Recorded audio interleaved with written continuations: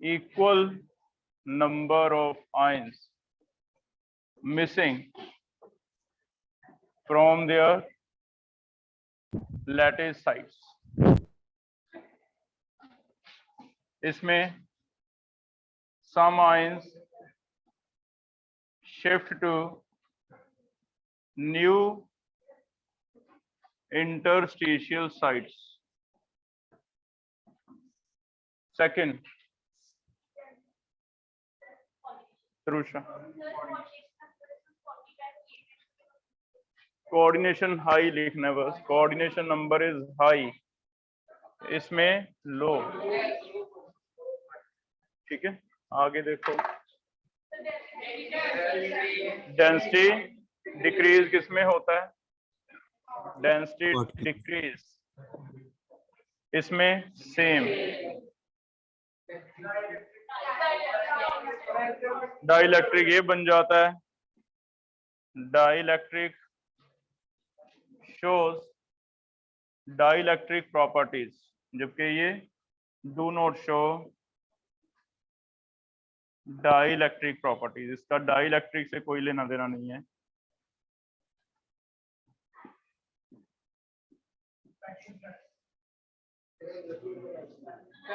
Density लिख दिया, एक ही बात है. वो तो उसी को बार बार डेंसिटी लिख दिया हमने, है ना. वो तो एक ही चीज है. और बताओ.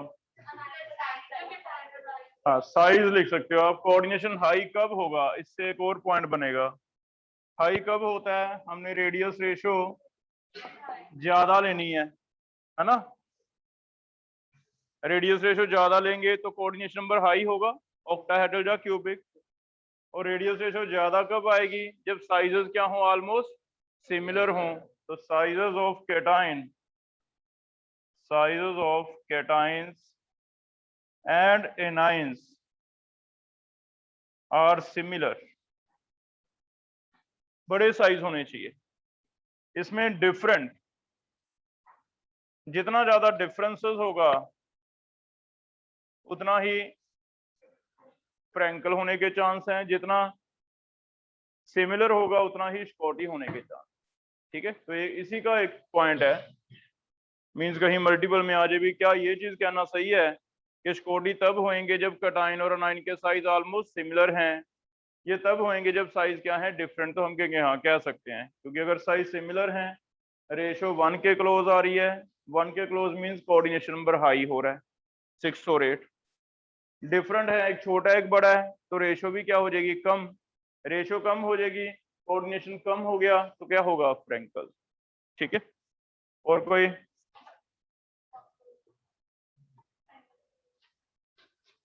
एक हम लिख सकते हैं, लिख लो इसे, वैकेंसी डिफेक्ट कह सकते हैं. वैकेंसी डिफेक्ट इसे कह सकते हैं interstitial defect. Vacancy defect common एक नाम दे दिया. कोई भी ऐसा डिफेक्ट जिसमें आपको वैकेंसी देखने को मिलती हैं उसे आप कह सकते हो वैकेंसी डिफेक्ट. कोई भी ऐसा जिसमें एक्स्ट्रा इन कहीं इंटरस्टिशियल वॉइड में चला जाए उसे क्या कह सकते हैं? Interstitial. Vacancy defect is if there are some ions missing and vacant sites in place of missing ions. Missing ion की जगह खाली जगह है तो उसे हम कॉमन एक वैकेंसी डिफेक्ट कहेंगे. चाहे वो स्टॉक इसमें आ जाए, स्टोशियोमेट्रिक में, चाहे नॉन स्टोशियोमेट्रिक में, कहीं भी आ जाए, एक नॉर्मल वर्ड यूज हो जाएगा वैकेंसी. अगर वैकेंसी दिखती है, अगर आपको इंटरस्टिशियल वॉइड में कोई आयन दिखता है तो उसे क्या कहेंगे? इंटरस्टिशियल. ठीक है. If some ions occupy interstitial voids, उसे क्या कहा जाता है? इंटरस्टिशियल. जैसे जितने भी स्कॉटी डिफेक्ट हैं उन्हें आप वैकेंसी भी कह सकते हो. जितने भी फ्रैंकल हैं उन्हें आप क्या कह सकते हो? इंटरस्टिशियल भी कह सकते हो. ठीक है.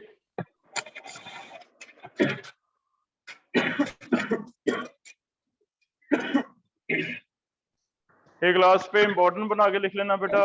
इंपॉर्टेंट पॉइंट में एक एक्सेप्शन दिया एनसीईआरटी में, AGBR shows both Scotty and Frankel। AGBR में क्या था, हमें दोनों देखने को मिलते हैं, एक्सेप्शनल है, स्कॉटी भी मिल जाता है और फ्रैंकल भी, ठीक है। तो एक्सेप्शन याद रख लेना AGBR। दूसरा, अगर टेम्परेचर बढ़ाएंगे तो टेम्परेचर बढ़ाने से शिफ्टिंग के चांसेस बढ़ जाएंगे, क्योंकि आयन को अपनी जगह से हिलने में हीट चाहिए, एनर्जी चाहिए। एनर्जी कहाँ से आएगी? हीटिंग से। इट मीन दोनों तरह के डिफेक्ट के लिए टेम्परेचर बढ़ाने से जनरली डिफेक्ट्स के चांसेस क्या हो जाते हैं? ज्यादा, है ना।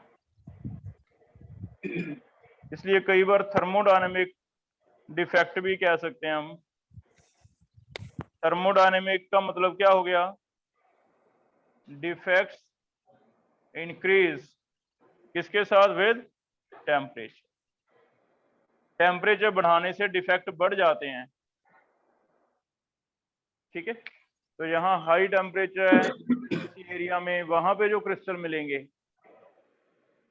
जहाँ पे क्लाइमेट वेदर गर्म रहता है, वहां पे जो क्रिस्टल मिलेंगे उनमें डिफेक्टिव ज्यादा मिले, बजाय उन कंट्रीज के यहाँ कोल्ड हैं, क्लाइमेट ठंडे हैं, वहां पे जो क्रिस्टल मिले उनमें डिफेक्ट क्या मिले? कम, ठीक है। तो ऐसे कहीं लिखा हो, ये भी हो, कर लोगे। ये 2 पॉइंट मैंने नए ऐड किए हैं, वैकेंसी और ये, और एक AGBR। ये तो नॉर्मल है कि कहीं आ जाए कि हीटिंग से क्या फर्क पड़ेगा, तो हम कहेंगे हीटिंग से डिफेक्ट्स बढ़ जाएंगे। बोल रहा हूँ बेटा मैं, डिफेक्ट्स बढ़ जाएंगे ऑन हीटिंग, ठीक है। कर लोगे। आगे स्टार्ट कर रहे हैं। नेक्स्ट टॉपिक है हमारा नॉन स्टोशियोमेट्रिक।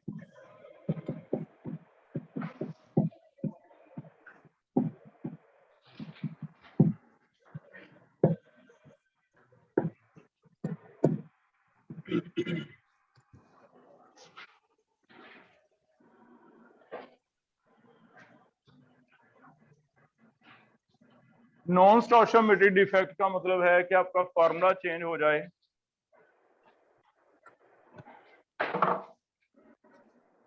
सेकंड टॉपिक है हमारा नॉन स्टोशियोमेट्रिक डिफेक्ट्स। अगर हमारा फॉर्मूला ही चेंज हो जाता है तो उसे हम कहते हैं नॉन स्टोशियोमेट्रिक डिफेक्ट्स।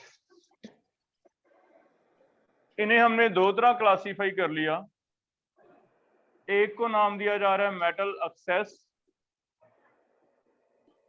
एक को नाम दिया जा रहा है मेटल डेफिशिएंसी।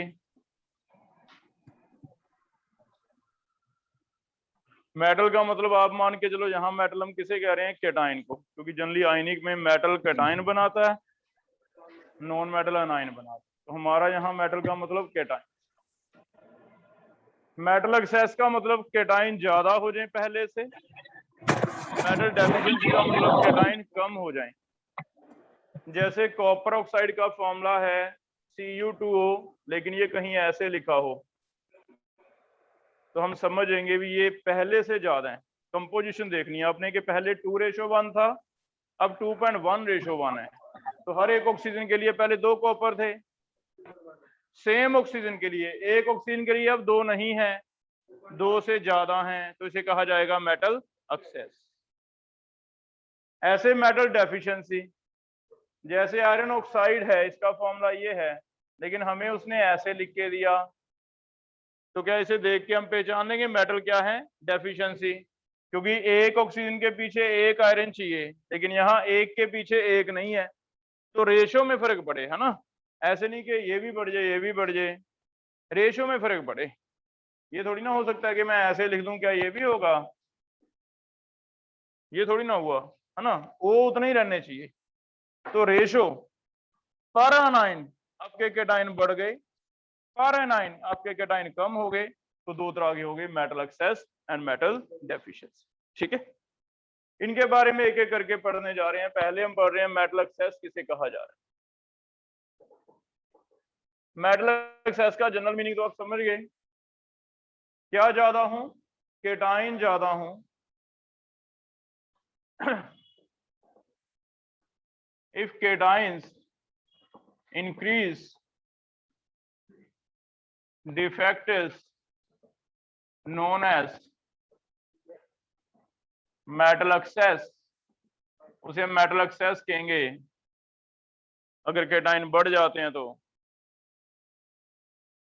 लेकिन केटाइन बढ़ेंगे कैसे? चेक करना, उसने दो वेज बताए हैं। या तो एक सीधा है कि केटाइन एक्स्ट्रा डाल दें क्रिस्टल में। एक्स्ट्रा का मतलब जो अपनी जगह पे हैं लैटिस वो तो है ही है, कहीं खाली जगह पड़ी थी इंटरस्टिशियल वॉइड, उस इंटरस्टिशियल वॉइड में एक्स्ट्रा आयन पड़ा है।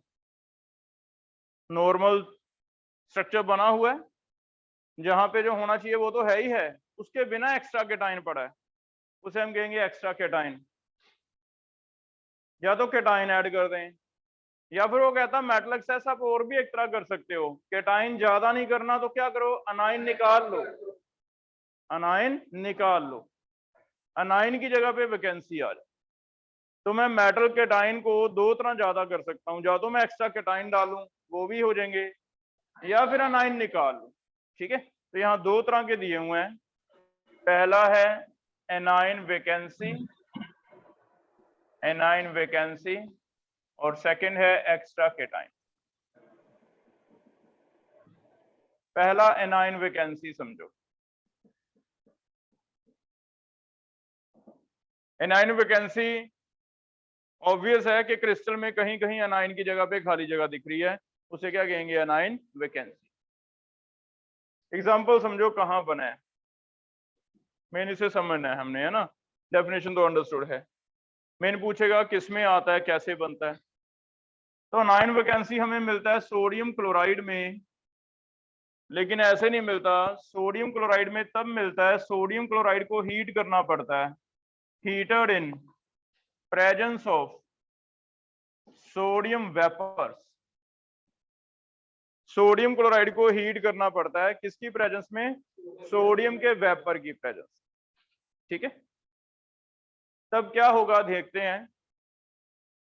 सोडियम क्लोराइड का स्ट्रक्चर, सोडियम क्लोराइड का स्ट्रक्चर आपको बताया, हमें वो नहीं चाहिए, यहाँ एफसीसी है, ऑक्टाहेड्रल है, वो हमें पता है चलो, लेकिन यहाँ पे रिक्वायर्ड नहीं है ना। आपको बताया सिंपल इसी से काम चल जाएगा कि अगर हम ऐसे लिख लें केटाइन, फिर क्या आएगा, एनाइन, केटाइन, फिर क्या आएगा, एनाइन।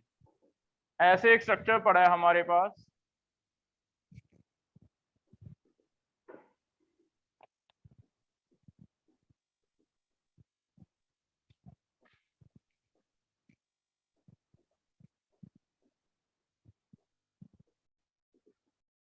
चेक करो कहीं वैकेंसी दिख रही है, किसकी जगह पे दिख रही है वो वैकेंसी। तो अगर तुम्हें ऐसा डायग्राम दिखा दे, पहली बात तो तुम्हें वैकेंसी दिखे, तुमने काउंट किया, तुम्हें लगे ये तो क्लोराइड तो मिसिंग है, लेकिन सोडियम मिसिंग है कोई नहीं है। अगर तो सोडियम भी इक्वल मिसिंग होते फिर तो स्कॉटी बन जाता।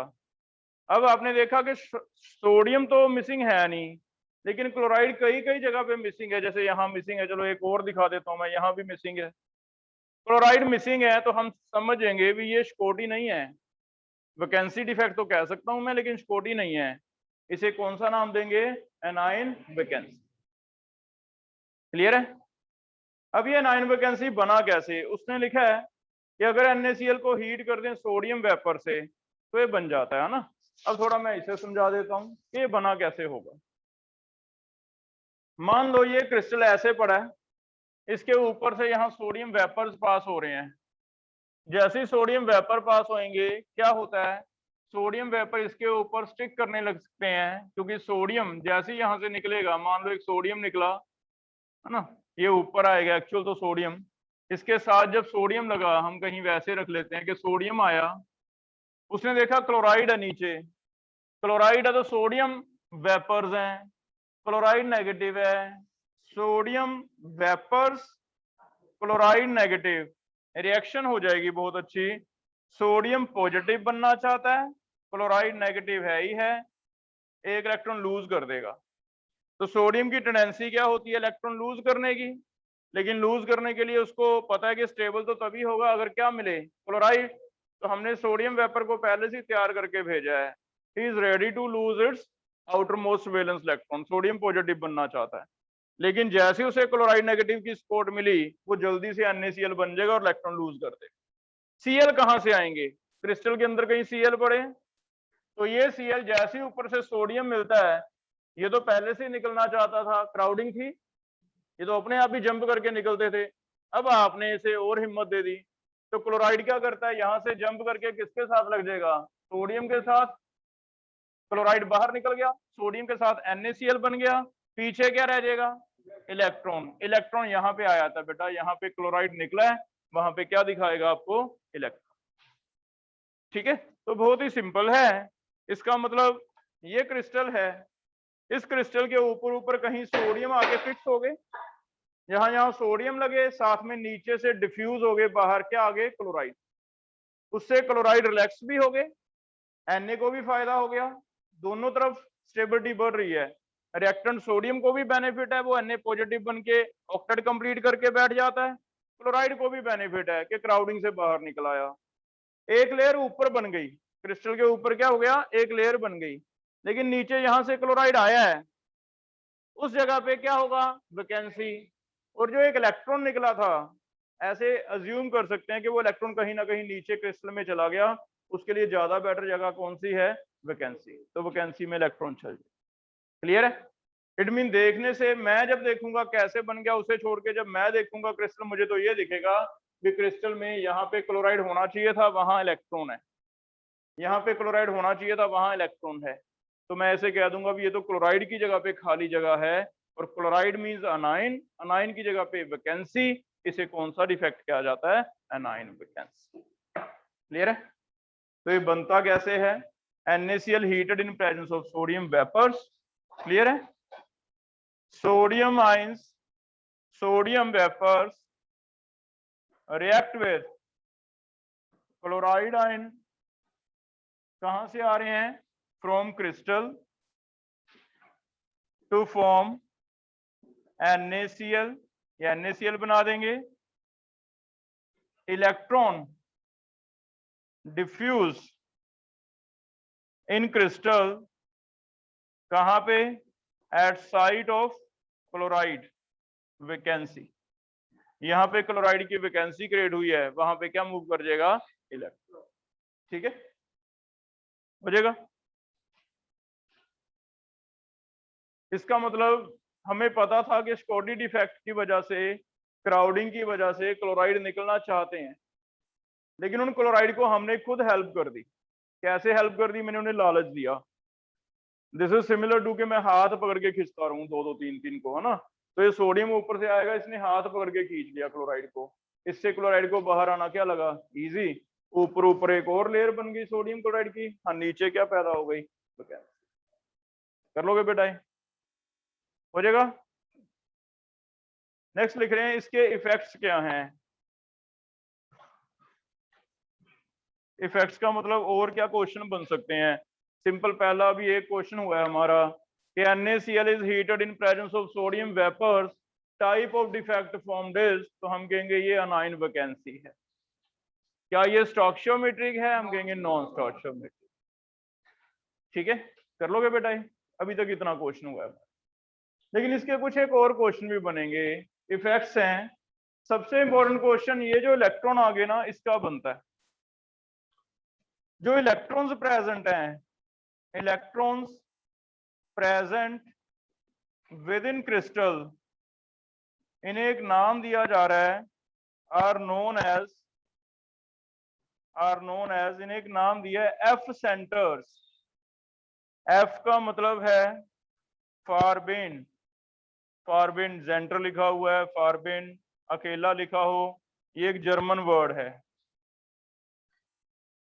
इसकी काफी इंपॉर्टेंस हो गई, इसमें क्या इंपॉर्टेंस है, अगर ये फ्री इलेक्ट्रॉन्स हैं, क्या कहीं मेटल में हमने ऐसा स्ट्रक्चर बनाया कि कर्नल्स हो, कर्नल के बीच में क्या हो, फ्री इलेक्ट्रॉन्स, तो यहाँ भी क्या आ रहे हैं, फ्री इलेक्ट्रॉन्स, और ये जो फ्री इलेक्ट्रॉन्स हैं, इससे सोडियम मेटल की तरह बिहेव कर रहा है, इतने हिस्से को देखो, सोडियम सोडियम सोडियम सोडियम, एक क्या है electron, colonel's bound by electron, और ये इलेक्ट्रॉन फ्री है, किसी एक का नहीं है।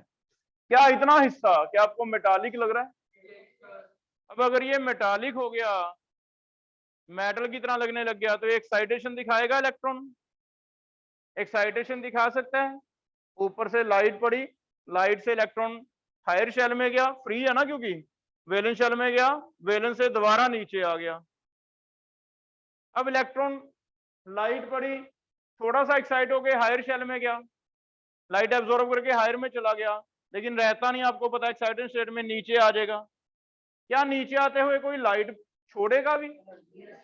Energy is release in the form of light. तो हमने देखा कि रेडिएशन छोड़ता है, और वो रेडिएशन जनरली कलर्ड होती हैं, और सोडियम के केस में स्पेक्ट्रम में कौन सा कलर आता था? येलो। तो यहाँ पे क्रिस्टल के कलर से हमें पता चल जाता है कि हमारा सोडियम क्लोराइड नमक व्हाइट कलर का होता है, लेकिन उस व्हाइट बड़े बड़े कहीं क्रिस्टल पड़े हों, उनमें येलो सा कलर आ जाए, येलो सा कलर अगर दिख रहा है, येलो टिंज दिख रही है, तो मान के चलो उसमें इस तरह के डिफेक्ट बने हुए हैं। उसमें क्या प्रेजेंट है? Free electrons. और ये फ्री इलेक्ट्रॉन्स क्योंकि कलर प्रोड्यूसिंग है, तो जर्मन में एक वर्ड है, जर्मन वर्ड, जिसे कहते हैं कलर प्रोड्यूसिंग को क्या कहते हैं? फार्वेनजेंटर। इस वजह से एफ सेंटर्स बहुत इंपॉर्टेंट क्वेश्चन है कि व्हाट आर एफ सेंटर्स, कहाँ बनते हैं, क्या इंपॉर्टेंस है, क्या सिग्निफिकेंस है, ज्यादातर क्वेश्चन इसमें इसका बनेगा। क्लियर है? तो पहला मैंने डेफिनेशन लिखी, electron present within the crystal are known as F centres. अब नीचे लिखो because they are responsible for colour of crystal, they are responsible for colour of crystal.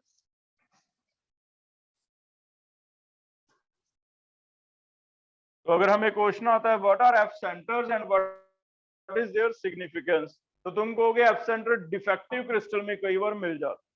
Defective crystal के अंदर कहीं ना कहीं वैकेंसीज में फ्री इलेक्ट्रॉन्स पड़े हैं, वो किसी से, क्योंकि आयनिक क्रिस्टल में तो इलेक्ट्रॉन आने नहीं ना चाहिए, आयनिक क्रिस्टल में या तो केटाइन होने चाहिए थे या एनाइन। क्या इलेक्ट्रॉन की जगह है आयनिक क्रिस्टल में?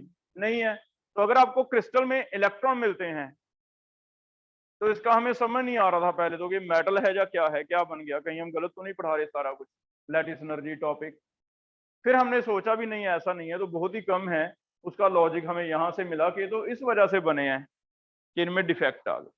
तो डिफेक्टिव क्रिस्टल के अंदर फ्री इलेक्ट्रॉन होना पॉसिबल है, वो सिर्फ इस वजह से है, अदरवाइज आयनिक क्रिस्टल के अंदर इलेक्ट्रॉन कभी भी नहीं होंगे, है ना।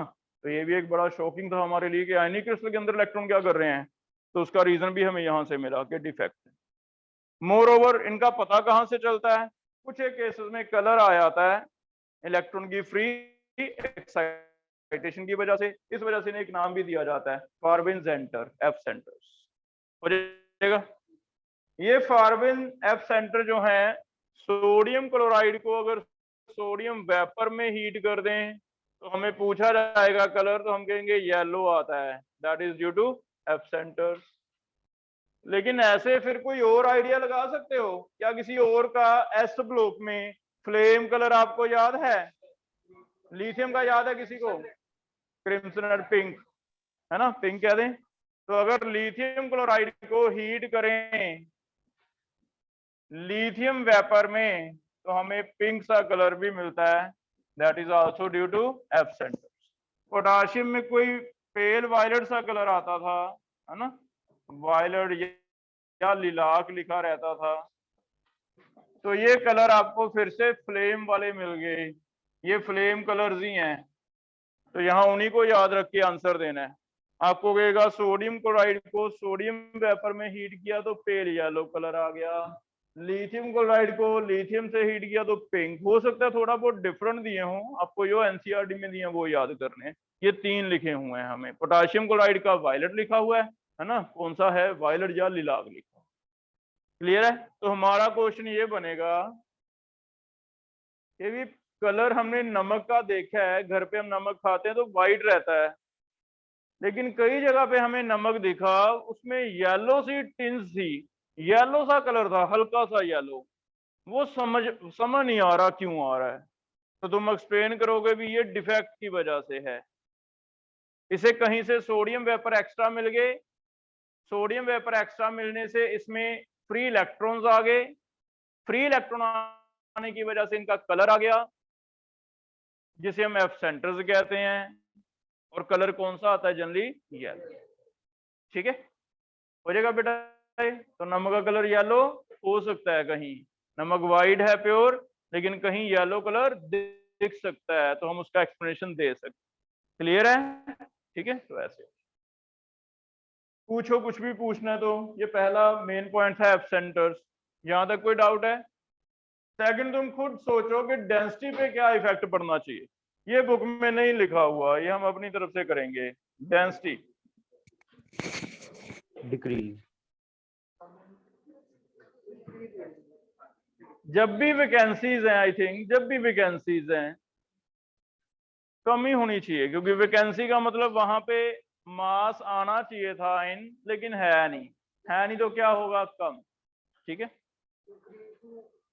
इंक्रीज नहीं होगा, क्योंकि तुम्हें लग रहा है बाहर से सोडियम आ गए, सोडियम आगे उसे भूल जो एक बार, क्लोराइड तो नहीं आए ना, साइज बढ़ गया, सोडियम आ गए, लेकिन हमें क्या दिख रहा है कि क्लोराइड की तो कमी लग रही है ना, या तो क्लोराइड भी आते, तो हमारे लिए क्रिस्टल ऐसा दिख रहा है। आपको सिर्फ इसे देख के आंसर देना है। इसमें मुझे लग रहा है कमी है, यहां से मास कम है, होना चाहिए था, यहां से मास कम है, मींस इतने वॉल्यूम के अंदर अंदर, ये कैसे बना एक बार भूल जाते हैं, इतने वॉल्यूम के अंदर अंदर मुझे पता है यहाँ पे क्लोराइड आना चाहिए था।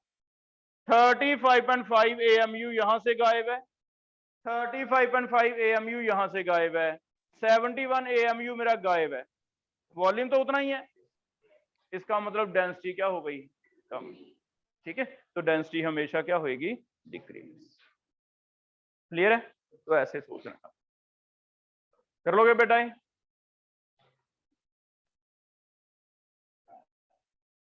पहला क्लियर हो गया, अब सेकंड कर रहे हैं। सेकंड है एक्स्ट्रा केटाइन। एक्स्ट्रा केटाइन,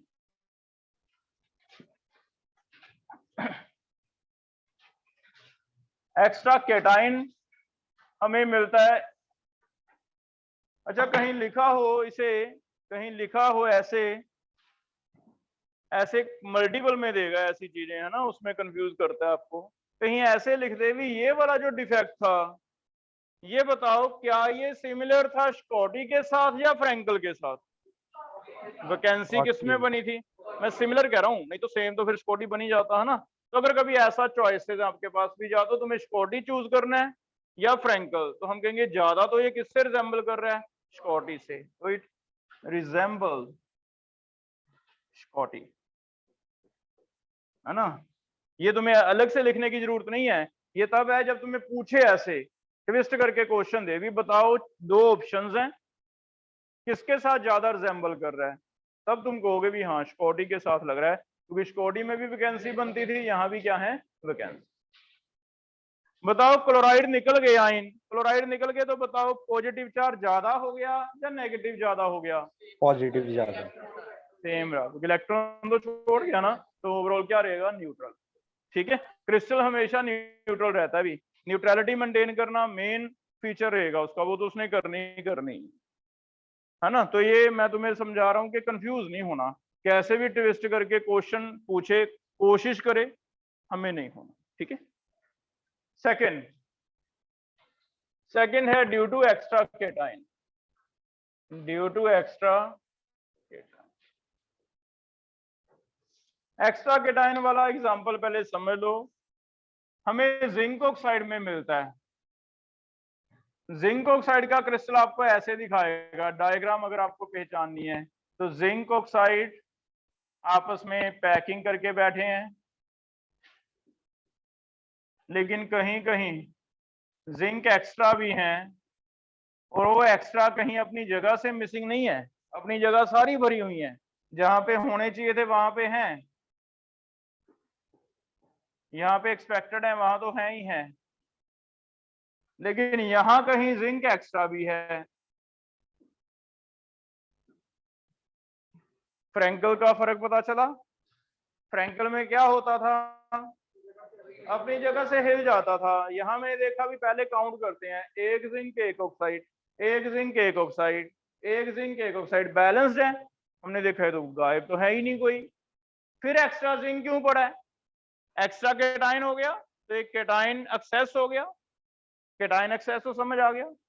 लेकिन इसे मैं एक्स्ट्रा केटाइन कह रहा हूं क्योंकि क्रिस्टल के अंदर देखो कोई वैकेंसी नहीं है, क्रिस्टल के अंदर कोई वैकेंसी नहीं है, उल्टा आपको एक्स्ट्रा क्या दिख रहा है? केटाइन। तो इसे कहा जाता है एक्स्ट्रा केटाइन। क्लियर है? तो पहले तो पहचानना है वैकेंसी में क्या था, यहाँ पे वैकेंसी थी, यहाँ वैकेंसी कोई नहीं दिख रही, लेकिन उल्टा इंटरस्टिशियल वॉइड में एक्स्ट्रा केटाइन है, इंटरस्टिशियल वॉइड में है, इंटरस्टिशियल डिफेक्ट अभी भी बन रहा है। सिमिलर टू किससे बन रहा है? सिमिलर टू हो सकता है लेकिन फ्रैंकल नहीं। क्लियर है? बात समझ आ गई? अब ये बना कैसा देखो, वो कह रहा है जिंक ऑक्साइड व्हाइट होता है भी, इसका वैसे क्रिस्टल का कलर व्हाइट होता है जैसे नमक का था। जिंक ऑक्साइड का क्रिस्टल व्हाइट है, लेकिन हीटिंग जैसे जैसे आप करते जा रहे हो हीटिंग, तब इसका कलर थोड़ा येलो आने लग जाता है। अब हीटिंग करने से क्या क्या हुआ? ये क्रिस्टल बन गया। कैसे बना? हीटिंग करने से येलो आ रहा है, इससे हमें आइडिया तो लग रहा है कि इसमें भी कहीं ना कहीं एक्सेंटर्स आ गए, इलेक्ट्रॉन्स आ गए, लेकिन कैसे आए ध्यान से देखते हैं। हमने देखा जिंक ऑक्साइड जैसे हीट करते हैं, ऑक्साइड एटम ऑक्सीजन बन के बाहर निकलने लगे आते हैं। मींस क्रिस्टल की स्टेबिलिटी कह लो, थर्मल स्टेबिलिटी, थर्मल स्टेबिलिटी अच्छी नहीं है, बहुत ज्यादा स्टेबल नहीं है। क्यों नहीं है? क्योंकि जनरली देखो आयनिक का मतलब एक मेटल इलेक्ट्रोपॉजिटिव हो, एक नॉन मेटल इलेक्ट्रोनेगेटिव हो। जितना ज्यादा मेटालिक लूज करेगा, जितना ज्यादा नॉन मेटालिक गेन करेगा, उतना ही आपस में इंटरेक्शन क्या होगी? अच्छी होगी। जिंक के साथ क्या प्रॉब्लम है? ये एम्फोटेरिक है। आपको पता है कि मेटल इधर थी एस ब्लॉक छोड़ के स्कैंडियम, टाइटेनियम, वनेडियम छोड़ के बिल्कुल नॉन मेटल की तरफ चला गया जिंक। अगर नॉन मेटल की तरफ चला गया तो इनका आयनिक बॉन्ड कोई बहुत ज्यादा मजबूत नहीं बनने वाला, क्योंकि जिंक की टेंडेंसी इतनी नहीं है लूज करने की, वो भी एम्फोटेरिक नेचर लेके बैठा है। अगर ऐसा है तो जिंक और ऑक्साइड की कोई बहुत अच्छी नहीं जमती, बन गया क्रिस्टल, लेकिन जैसे ही थोड़ा सा हीट मिलेगा, थर्मल स्टेबल नहीं है, टूट जाएगा। अगर टूट जाएगा तो कैसे टूटा? जैसे ही आपने हीट किया, ये ऑक्साइड निकल गए, एक ऑक्सीजन दो निकल जाए, O2 बन गया, निकल गया। अब अगर ये निकल गया, ये निकल गया, स्पोर्ट खत्म हो गई। मेन तो ऑक्साइड बनाते थे ना फ्रेमवर्क, तो जिंक तो वर्ड में प्रेजेंट थे। अगर ये है ही नहीं यहाँ पे, तो क्या जिंक वहां पे खड़े रहेंगे? नहीं रहेंगे। फिर जिंक कहाँ जाएंगे? उनके पास कोई ऑप्शन तो है नहीं, हीट आपने कर रखा है। जैसे ही उसे खाली जगह कहीं मिलती है नीचे, जहां भी मिली, टेट्रा ऑक्टा मैटर नहीं करता, क्योंकि उसे एडजस्ट करना है, वो वहां पे चले। क्लियर है? हो जाएगा। तो ये लेयर खत्म हो गई, खत्म हो गई। जिंक का इनको जाना पड़ा, मजबूरी है, क्योंकि स्पोर्ट तो है नहीं, वो तो बाहर निकल गए। जिंक का इन एक्स्ट्रा दिखने लग गए। न्यूट्रलिटी कैसे मेंटेन करें? ऑक्साइड बना, ऑक्सीजन बन के निकला होगा, ये भी ऑक्सीजन बन के निकला होगा, क्योंकि और O2 मिलके O2 बनाते हैं, तो इलेक्ट्रॉन कहाँ जाएंगे? वो भी कहीं ना कहीं नीचे आपको दिखेंगे। तो बैलेंस रहेगा, दो जिंक, एक यहाँ आ गया नीचे, एक यहाँ आ गया नीचे वॉइड में, और साथ साथ क्या आगे? इलेक्ट्रॉन। बैलेंस रहेगा, न्यूट्रल रहेगा। हाँ, लेकिन देखने वाले को ये हम समझ आए एक बार, देखने वाले को क्या दिखेगा? अभी उतने उतने वॉल्यूम में जिंक ऑक्सीजन जितने होने चाहिए थे उतने तो है ही हैं, उससे एक आधा ज्यादा भी पड़ा है। अगर आपको उससे ज्यादा एक्स्ट्रा दिखते हैं तो आप कह दोगे एक्स्ट्रा केटाइन। ठीक है, हो जाएगा बेटा? तो कैसे बनता है? जिंक आयन प्लस 2 इलेक्ट्रॉन, ये दोनों कहां जाते हैं? With in crystal. और कलर कहां से आ गया फिर पता चल रहा है? ये वाले इलेक्ट्रॉन क्या है? F centre. हो जाएगा? तो ड्यू टू एक्स्ट्रा केटाइन में आपने लिखना ही ये है। अगर आता है भी एक्सप्लेन करो, तो तुम चाहे सीधा डेफिनेशन छोड़ के यहीं से लिख दो, we when zinc oxide crystal is heated, these type of defects are produced. There are some extra zinc ions within interstitial voids, जिसे क्या कहा जाता है? Extra cation. ठीक है, हो जाएगा? हाँ, मेन तुम्हें क्वेश्चन ये आएगा कि ये व्हाइट से येलो क्यों हो जाता है? आंसर होगा ड्यू टू एफ सेंटर्स। कर लोगे बेटा? ठीक है, तो ड्यू टू एक्स्ट्रा केटाइन में सिर्फ इतना लिख देता हूं, zinc oxide on heating produce these defects, ऐसे डिफेक्ट्स बनाता है। ठीक है, कंक्लूजन्स क्या निकालें, इसके इफेक्ट क्या होंगे, क्या कोई इफेक्ट नजर आ रहे हैं? पहला तो कलर आने लग गया, कलर किस वजह से आता है? एब्सेंटेज। Colour due to absent.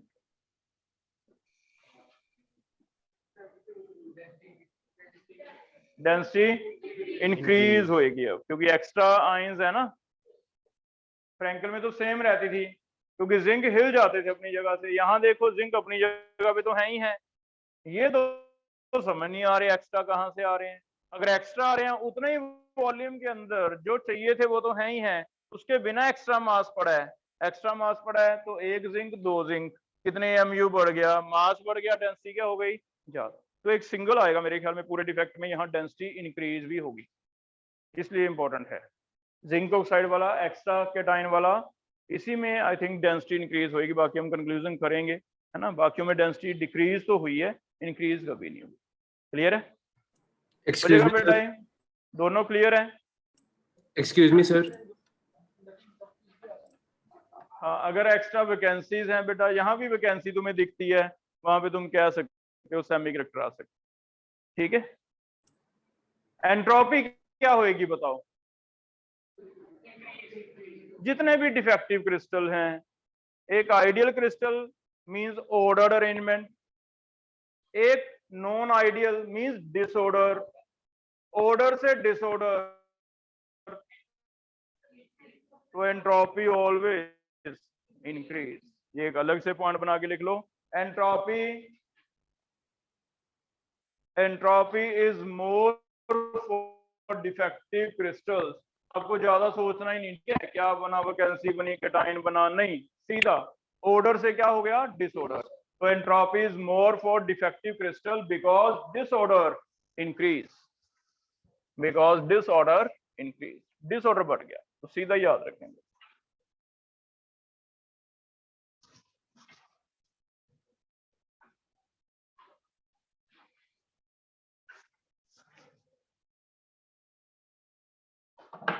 आगे करें अब, दूसरा बताओ कौन सा था? ये पहला था मेटल एक्सेस,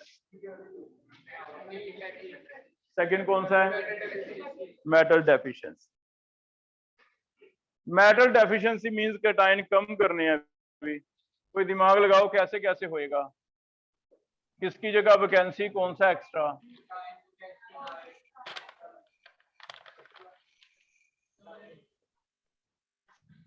मेटल डेफिशिएंसी पहला केटाइन वैकेंसी कर दें, या तो अनाइन वैकेंसी की जगह केटाइन वैकेंसी कर दो अब, या फिर एक्स्ट्रा, है ना।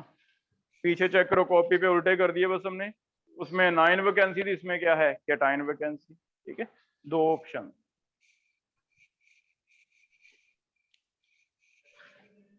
क्लियर है?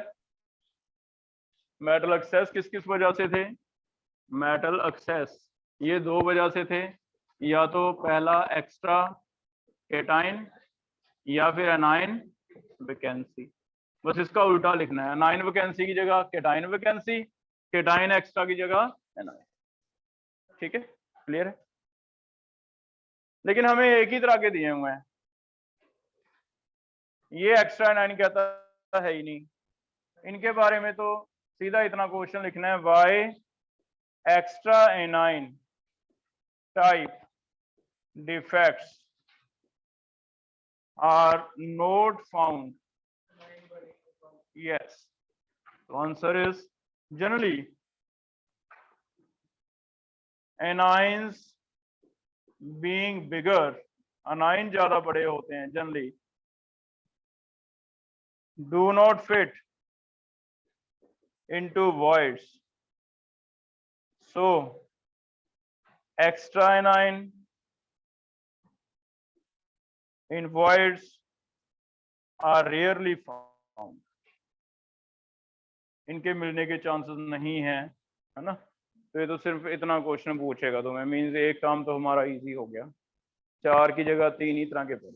ठीक है, जनरली अनाइन बड़ा है और अगर एक्स्ट्रा अनाइन है तो मुझे वॉइड के अंदर अनाइन चाहिए था, मुझे लगता है वो पॉसिबल ही नहीं है, तो इसका तो इतने से काम चल जाएगा हमारा। ठीक है, एक ही तरह के डिफेक्ट हमें दिए हैं, केटाइन वैकेंसी, और केटाइन वैकेंसी मैंने स्टार्टिंग में जो एग्जांपल दिया था आयरन का, ऐसे लिखे मिलेंगे, आयरन 0.920, आयरन 0.940, निकल 0.920, ये सारे कौन से हैं? Cation vacancy. इनमें आपको केटाइन की जगह खाली जगह दिखने वाला है, इसे हम कहेंगे केटाइन वैकेंसी। ठीक है,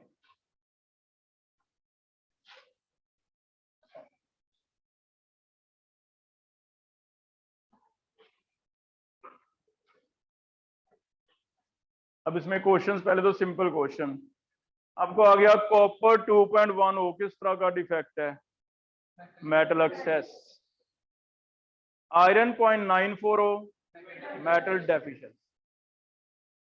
मेटल एक्सेस में आगे NaCl heated with sodium vapours, किस तरह का है? Anion vacancy. Zinc oxide heated become yellow extra cation. पहले तो हमने इतना पढ़ लिया। ठीक है, वो तो हम डिस्कस कराए, ये वाला डिस्कस कर रहे हैं कि केटाइन वैकेंसी कैसे बनता है। केटाइन वैकेंसी पहला पॉइंट है, first point is generally they are formed by transition metals because they show variable valency, variable oxidation state। इसके लिए एक कंडीशन है, वो मेटल दिखाएंगी जिनके ऑक्सीडेशन स्टेट एक से ज्यादा हैं, जैसे फेरस फेरिक, फेरस के 2 ऑक्सीडेशन है, फेरस फेरिक, फेरस फेरिक 2 हैं, है ना। निकल के 2 हो जाते हैं, निकल 2 निकल 3। क्या सोडियम के 2 होते हैं? तो वो तो नहीं दिखाएगा अभी। तो पहली बात है, इसके लिए कंडीशन है, क्यों है आगे समझ रहे हैं।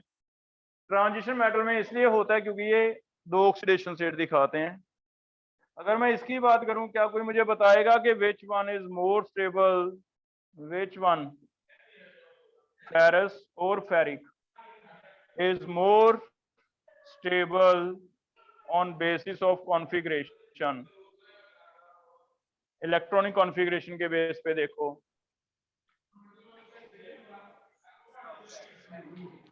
थ्री पॉजिटिव D5 है, चेक करो। आयरन कॉन्फ़िगरेशन है iron 26, argon 18, 4s2 3d6, iron 2 बताओ 3d4 या 4s0, क्या करोगे?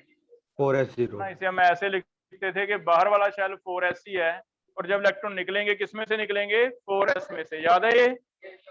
4s में से निकलेंगे तो क्या बनेगा ये? 3d6। लेकिन आयरन 3 पॉजिटिव। पहले तो ये चीज याद करो, स्ट्रक्चर ऑफ एटम में हमने पढ़ा कि इलेक्ट्रॉन निकलते हुए 4 में से निकलेगा बाहर वाले शेल में से। एक 3d6 है, एक 3d5।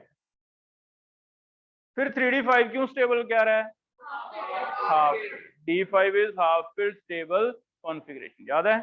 D6 और D5 में से D6 ये है, 5 6, D5 ये है। Which one is more stable? Why half fit configurations are more stable? due to symmetry. Symmetry, exchange energy, more symmetry, more exchange energy, है ना। आगे चल रहे हैं। अगर आयरन 2 से आयरन 3 ज्यादा स्टेबल है, इसका मतलब हमें लगता है कि आयरन की एक टेंडेंसी है, बताओ ये ऑक्सीडाइज होना चाहता है या रिड्यूस होना चाहता है? ज्यादा टेंडेंसी Oxidize. फेरस से फेरिक बनना चाहता है, तो ये क्या होना चाहता है? ऑक्सीडाइज होना चाहता है। अब इसे ध्यान में रखेंगे, एग्जांपल एक्सप्लेन कर रहे हैं। FeO आइडियल है, Fe 0.940 बन गया, इट मीन डिफेक्टिव है। कैसे बना समझते हैं।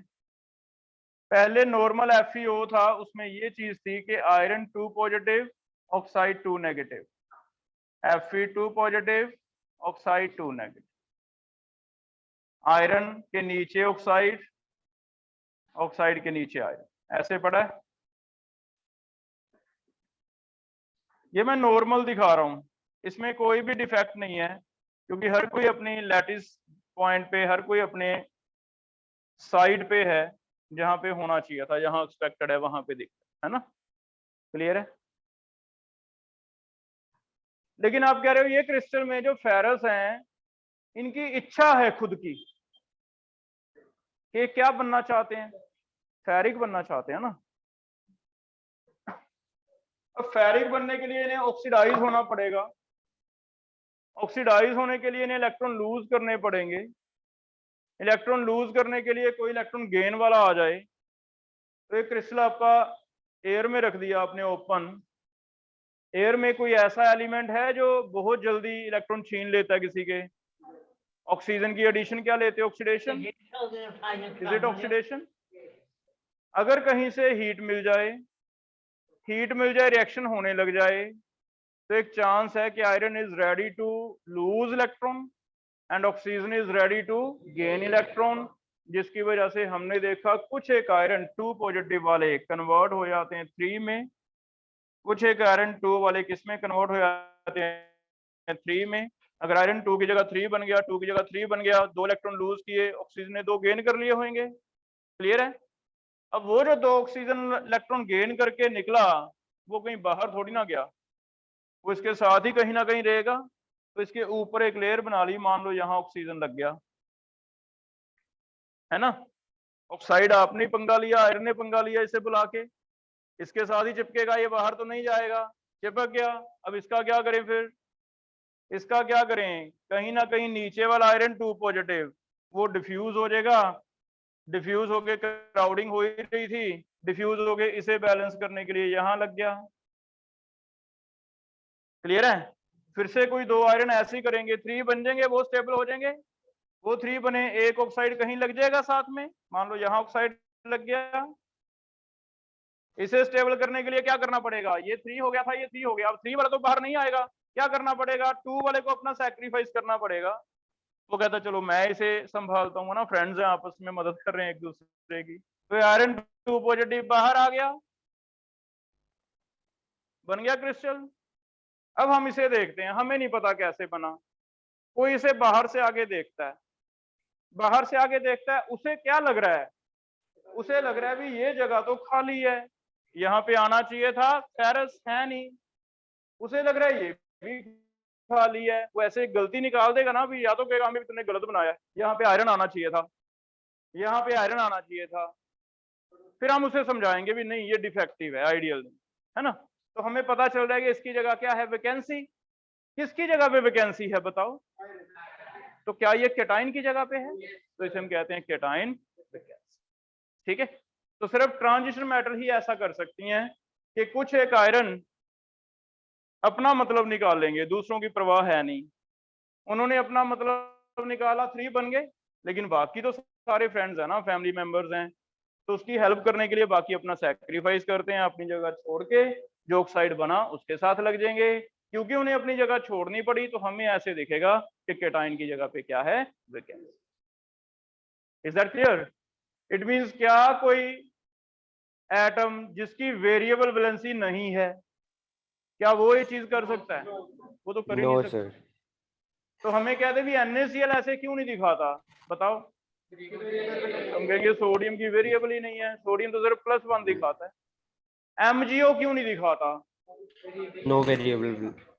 फिर इंपॉर्टेंट कंडीशन है, क्या होना चाहिए, वेरिएबल ऑक्सीडेशन स्टेट होनी चाहिए। ठीक है। जनरली उनमें ज्यादा चांसेस हैं कि लोअर से क्या बन जाए, हायर ऑक्सीडेशन, क्योंकि एयर का मतलब ही ऑक्सीडेशन करवाना है ना, एयर ऑक्सीडेशन करवा सकता है। हाँ, सूटेबल कंडीशन मिलेंगी तब बनेगा। मैं कहूँ यहीं पे मैं तुम्हें दिखा दूंगा कि FeO पड़ा है ऐसे बन जाएगा, नहीं, स्लो प्रोसेस है। कभी धूप पड़ी, कभी कंडीशन सूटेबल मिली, होगा नहीं होगा नहीं, लैब प्रोसेस नहीं है, नेचुरल प्रोसेस है। हमने कहीं मिल गया, वहां पे देखा भी हाँ इसमें हुआ, हो जाएगा बेटा। बस एक क्वेश्चन ये लिख लो लास्ट पे, से हम और डिटेल कल पढ़ेंगे। NaCl can't show these type of defects. NaCl can't show these type of defects due to No variable oxidation. non-variable oxidation state. Due to non-variable oxidation state, उसमें वेरिएशन है ही नहीं है, to non-variable oxidation state. Clear है बेटा? तो आज हमने खत्म कर लिए नॉन स्टोइचियोमेट्रिक। क्लियर है? थर्ड रह गया हमारा इम्प्योरिटी डिफेक्ट, वो हम कल करेंगे। इतना करके हो जाएगा ये, इतना पढ़ के आओ। कोई टेस्ट हमारा डिसाइडेड है नेक्स्ट मंडे? कौन सा?